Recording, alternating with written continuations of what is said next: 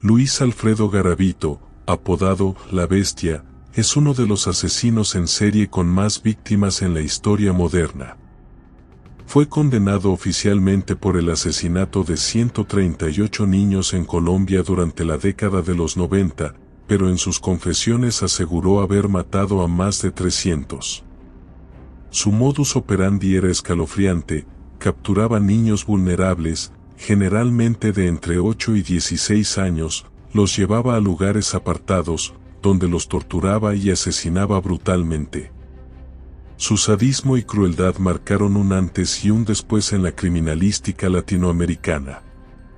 Pero lo que hace este caso aún más aterrador es cómo Garavito logró actuar durante años sin ser detenido, aprovechándose de la pobreza, la falta de supervisión y las fallas del sistema judicial. Durante la investigación, emergieron testimonios desgarradores y pruebas que revelaron la magnitud de sus crímenes, con fosas clandestinas y desapariciones que estremecieron a todo un país. En este video, te mostraré no solo la cronología de sus crímenes, sino también cómo fue capturado, su juicio y las consecuencias que tuvo para Colombia y el mundo. Prepárate para conocer uno de los casos más horribles de la historia criminal y entender cómo la Bestia fue finalmente detenido, pero nunca olvidada. Advertencia de contenido. Este video contiene descripciones gráficas de violencia, abusos y crímenes reales que pueden resultar perturbadoras para algunas personas. El contenido está destinado exclusivamente para fines informativos y documentales. Se recomienda discreción. Escuchen con atención. Lo que van a ver sucedió. Bienvenidos a Crímenes Eternos.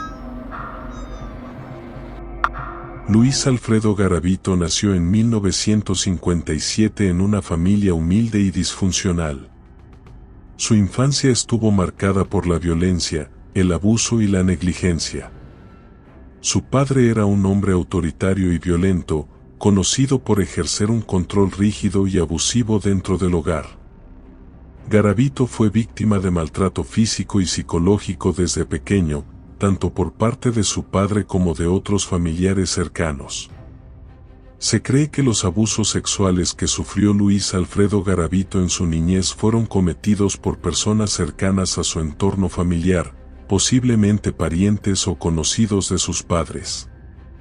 Estas personas tenían acceso frecuente al hogar y mantenían una relación de confianza con la familia, lo que les permitió abusar de él sin ser detectados durante mucho tiempo. Cuando él solamente era un niño de 6 a 7 años, eso afectó su psique. Su madre, aunque presente, era una figura débil y poco protectora, incapaz de defenderlo o brindarle un entorno seguro. El ambiente familiar carecía de afecto y estabilidad, y se caracterizaba por el conflicto constante. Durante su adolescencia, siguió siendo un joven retraído y reservado. Las heridas de su infancia, el abuso, la violencia familiar y la traición de personas cercanas, lo dejaron marcado profundamente. Su timidez y dificultades para relacionarse con otros lo aislaron socialmente. No hay registros claros de noviazgos o amistades profundas. Su mundo interior se fue cerrando cada vez más, alimentando sentimientos de desconfianza y resentimiento. Tuvo una educación muy limitada. Asistió a la escuela primaria, pero no logró completar estudios superiores. Su rendimiento escolar era bajo, y su conducta inestable. La situación económica de su familia y el entorno violento no favorecieron su permanencia en el sistema educativo. Al no poder continuar estudiando, comenzó a realizar trabajos informales desde joven. Durante su adolescencia y juventud, tuvo empleos como ayudante en tiendas, vendedor ambulante y, más adelante, como trabajador ocasional en fincas o negocios pequeños. Estos trabajos eran inestables, mal remunerados y no requerían formación, lo que reflejaba tanto sus limitaciones educativas como la falta de oportunidades. El entorno familiar no mejoró. La violencia y el maltrato continuaron, sin que existiera apoyo o contención emocional para ayudarlo a sanar. Crecer en una comunidad rural y conservadora, donde la expresión de emociones estaba limitada, agravó su situación. Poco a poco, estos factores contribuyeron a que Garavito desarrollara comportamientos preocupantes, episodios de violencia, aislamiento extremo y obsesiones que señalaban un trastorno psicológico creciente. Sin la ayuda adecuada ni intervención, esta oscuridad interna se intensificó, sentando las bases para la terrible escalada criminal que años después lo definiría. Expertos en criminología señalan que el abuso, la violencia y el abandono en la infancia son factores recurrentes en perfiles de asesinos seriales, y en el caso de él estas experiencias alimentaron su odio, su resentimiento y sus patologías. Desde joven, mostró comportamientos extraños y aislados, señal de que su mente ya comenzaba a fracturarse bajo el peso de sus heridas emocionales. Esta infancia y adolescencia rota y oscura fue el inicio de un camino que lo llevaría a cometer crímenes tan horribles como incomprensibles para la mayoría. Después de tanto reprimir sus deseos oscuros, finalmente a la edad de 35 años, Garavito, viviendo una vida completamente inestable, sin trabajo fijo, sin familia cercana, solo, desplazándose de ciudad en ciudad.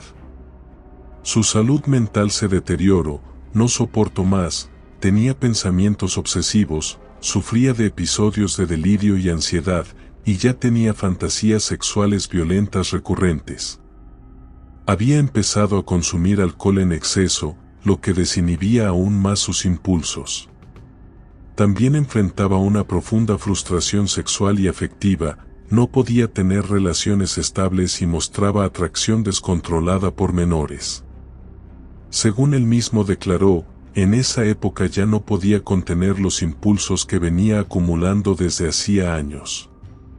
Su necesidad de descargar el odio, el dolor y la obsesión se volvió insoportable. En resumen, no fue un evento concreto, sino una acumulación explosiva de trauma infantil no tratado, aislamiento social, salud mental descompensada y una vida adulta sin rumbo. Todo eso estalló en ese momento y marcó el inicio de su camino como asesino serial. El primer asesinato confirmado de Luis Alfredo Garavito ocurrió en el año 1992, en la ciudad de Pereira, Colombia. Luis Alfredo Garavito utilizó objetos que tenía a mano para someter y controlar a la víctima. Según sus confesiones, ató al niño para evitar que escapara. La víctima fue un niño de aproximadamente 12 años, en situación vulnerable, a quien atrajo ofreciéndole comida y ayuda. Lo llevó a una zona despoblada, alejada del centro urbano.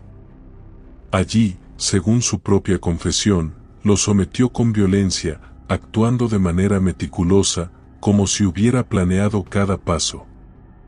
Durante el crimen, Garavito relató que sentía una mezcla de tensión, desahogo emocional y una perturbadora sensación de poder. Era como si, según él mismo dijo, por fin estuviera descargando algo que llevaba dentro desde niño.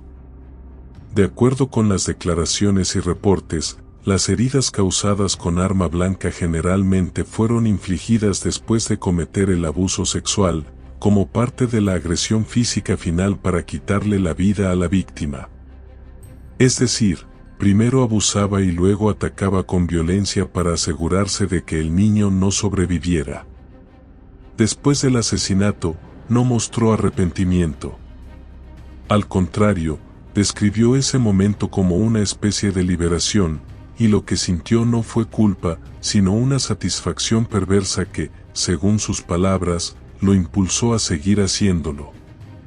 Ese primer crimen fue el inicio de una cadena de actos violentos que mantendría en secreto durante años, y que lo convertiría en uno de los asesinos seriales con más víctimas en la historia.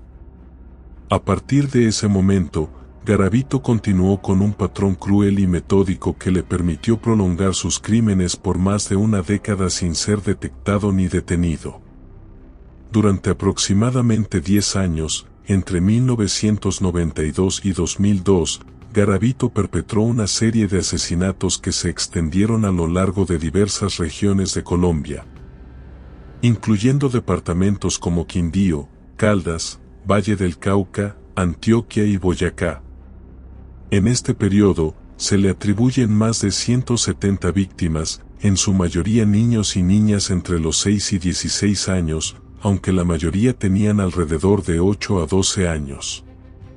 La elección de niños en situación de abandono o vulnerabilidad social era constante en su modus operandi, ya que sabía que estas víctimas eran menos protegidas y su desaparición llamaría menos la atención inmediata.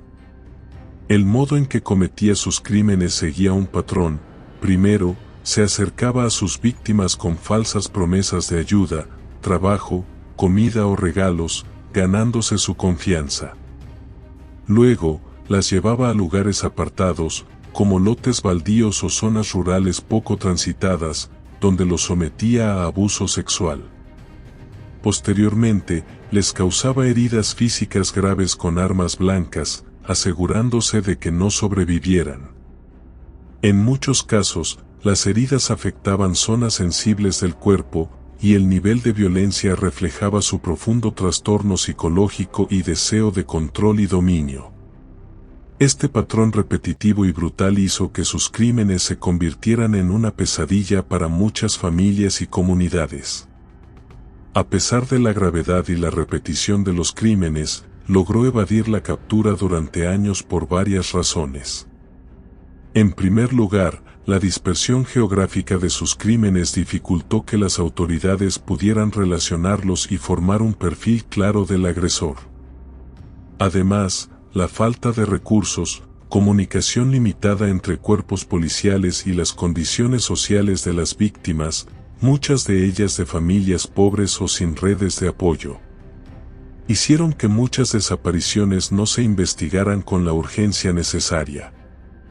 También existía un desconocimiento general sobre el perfil de asesinos seriales en Colombia en esa época, lo que dificultó las investigaciones. Hacia finales de los años 90 y principios de los 2000, la situación empezó a preocupar más a las autoridades y a la sociedad civil debido a la cantidad creciente de niños desaparecidos y encontrados asesinados en circunstancias similares. Organizaciones de derechos humanos y medios de comunicación comenzaron a presionar para que el gobierno tomara acciones más contundentes. Finalmente, en abril de 1999, Luis Alfredo Garavito fue capturado en la ciudad de Palmira, Valle del Cauca. Gracias a una investigación que relacionó su vehículo con varios de los sitios donde se habían encontrado cuerpos de menores. Tras su arresto, Garavito confesó haber asesinado a más de 140 niños, aunque las autoridades estiman que la cifra podría superar los 170. En sus confesiones, detalló el modus operandi y la violencia extrema con la que cometía sus crímenes. La sociedad colombiana quedó horrorizada por la magnitud de sus actos y por el tiempo que permaneció impune. Durante el juicio y las investigaciones, se descubrió que Garavito se trasladaba frecuentemente de ciudad en ciudad, lo que complicaba su rastreo y captura. Su movilidad le permitía atacar en diferentes regiones y evadir la justicia por años. Su capacidad para mimetizarse con la sociedad y su naturaleza manipuladora fueron factores claves para no levantar sospechas inmediatas. El caso de Luis Alfredo Garavito expuso las fallas en los sistemas de protección infantil y justicia en Colombia, generando un llamado urgente para mejorar la coordinación policial, la atención a la infancia vulnerable y la creación de perfiles criminales especializados. Su captura y condena en 2006, que inicialmente fue por 40 años, el máximo permitido por la ley colombiana, generó un debate sobre la necesidad de penas más severas para delitos de tal magnitud. En resumen, Garavito pudo perpetrar sus crímenes durante tantos años debido a la combinación de su meticulosidad, la vulnerabilidad de sus víctimas, la dispersión geográfica de los hechos y la falta de mecanismos efectivos de investigación y protección infantil en Colombia en ese momento. Su caso sigue siendo un referente trágico para la importancia de fortalecer las políticas públicas contra el abuso y el homicidio infantil.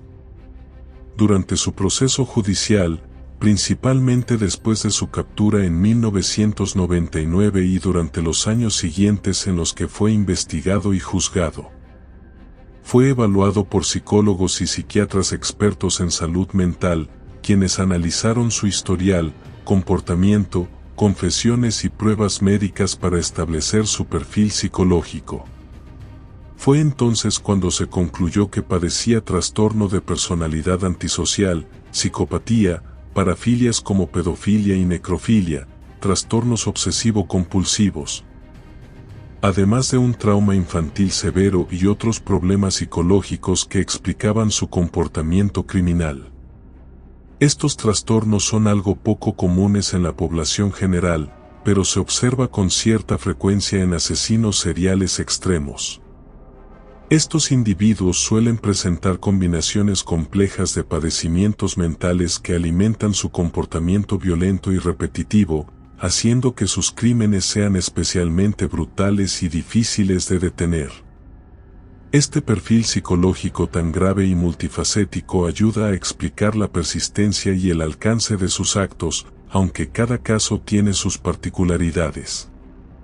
Luis Alfredo Garavito fue inicialmente condenado en 1999 a una pena de 1.853 años y 9 días de prisión por el abuso y asesinato de al menos 172 niños en Colombia, Ecuador y Venezuela.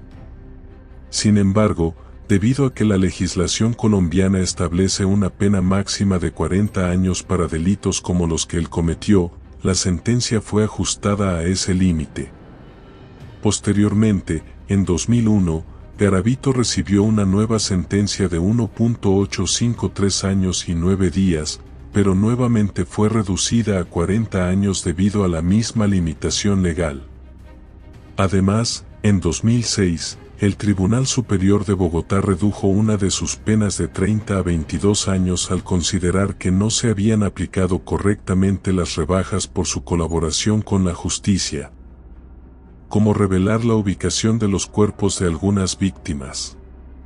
A pesar de estas reducciones, Garavito cumplió más de 24 años de prisión antes de su fallecimiento en 12 de octubre de 2023 a la edad de 66 años, en la Clínica Nueva Santo Tomás de Valledupar, Colombia.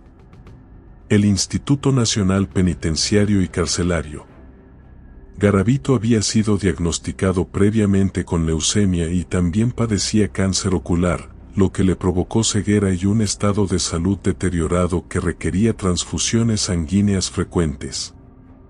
Durante sus últimos días, se negó a recibir atención médica, evitando el contacto con otros internos. El informe decía que su deceso fue consecuencia de múltiples afecciones de salud, aunque no especificó detalles adicionales.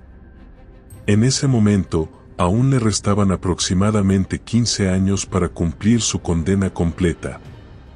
Si te ha gustado y te hizo reflexionar, suscríbete, comparte y comenta. ¿Se pudo haber detenido antes? Hasta el próximo video en tu canal Crímenes Eternos.